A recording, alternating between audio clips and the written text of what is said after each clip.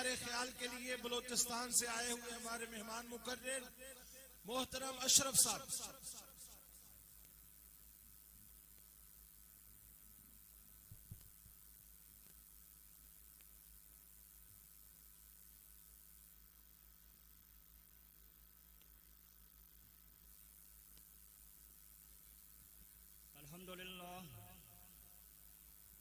الحمد لله رب العالمين والعاقبة للمتقين والصلاة والسلام على رسوله الكريم.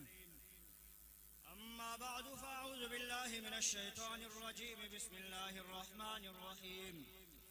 كل نفس ذائقة الموت. صدق الله العظيم. الصلاة والسلام عليك يا رسول الله وعلى آلك وأصحابك يا حبيب الله. مومن کے جہاں کی حد نہیں ہے، مومن کا مقام اور کہیں ہے.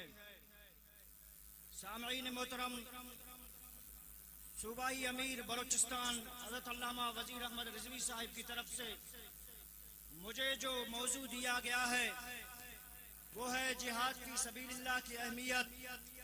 تو یہ میری خوش نصیبی ہے کہ امیر المجاہدین کے عرس کے موقع پر جہاد فی سبیل اللہ کی اہمیت پر مجھے بولنے کا موقع دیا. تو میں نے آپ لوگوں کے سامنے جو آیات پڑھی ہے، کل نفس ذائقۃ الموت، ہر نفس نے موت کو چکھنا ہے.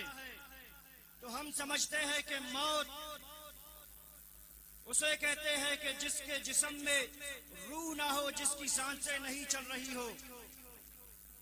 لیکن جب میں نے قرآن سے پوچھا کہ مردہ کون ہے، اللہ تبارک و تعالی قرآن مجید میں ارشاد فرماتا ہے انک لا تسمع الموتى، کہ جب حضور علیہ السلام کفر کے سرغناؤں کو، ابو جہل کو، ابو لہب کو، عتبہ کو، شیبہ کو تبلیغ کر رہے ہیں، آگے سے وہ طنز کر رہے ہیں، تو اس وقت اللہ تبارک و تعالی نے فرمایا انک لا تسمع الموتى، اے میرے محبوب یہ مردے ہیں، یہ آپ کی بات نہیں سنتے.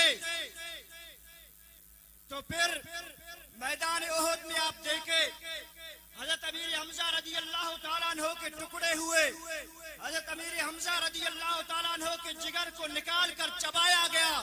لیکن میرے رب نے فرمایا وَلَا تَقُولُوا لِمَن يُقْتَلُ فِي سَبِيلِ اللَّهِ أَمْوَاتٌ،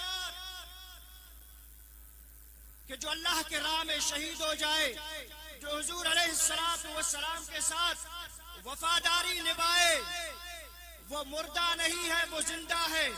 حضور کے غداری نے ابو جہل کو جینے نہیں دیا، اور حضور کے وفاداری نے حضرت امیر حمزہ رضی اللہ تعالیٰ عنہ کو مرنے نہیں دیا. حضور علیہ السلام کی وفاداری نے حضرت امیر حمزہ رضی اللہ تعالیٰ عنہ کو مرنے نہیں دیا. آج لے ان کی پناہ، آج مدد مانگ ان سے، پھر نہ مانیں گے قیامت میں اگر تو مان گیا.